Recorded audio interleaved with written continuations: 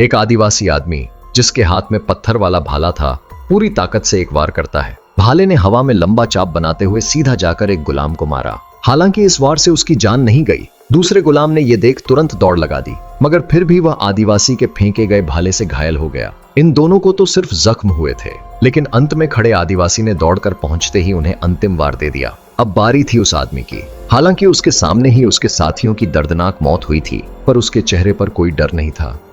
जैसे ही आदिवासी ने इशारा किया, दोनों आदमी तीर की तरह दौड़ पड़े, लेकिन उन्होंने पहले के गुलामों की तरह सीधे नहीं भागा, बल्कि दाएं बाएं झुकते हुए भागने की रणनीति अपनाई। इससे आदिवासी को उन पर निशाना लगाने के लिए काफी सोच समझकर वार करना पड़ता। जैसा कि उन्होंने सोचा था वैसा ही हुआ। आदिवासी ने पूरी कोशिश की, मगर खाली हाथ रह गया। फिर भी वार करने वालों के हाथ नहीं रुके। भाले और पत्थर की बारिश दोनों पर होती रही, मगर उन्हें खरोंच तक नहीं आई।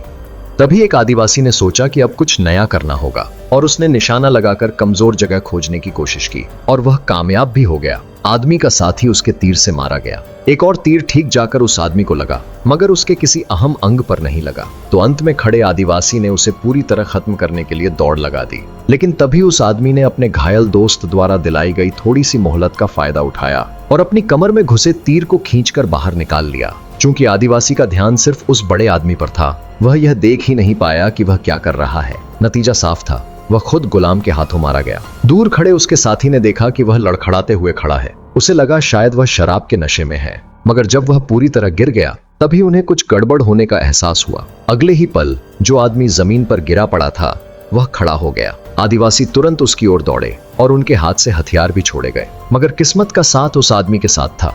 वह हर हमले से बच निकला और घायल हालत में भी वह दौड़कर जेड वैली की ओर निकल गया। आगे क्या हुआ जानने के लिए सब्सक्राइब करें और कमेंट करें नेक्स्ट पार्ट।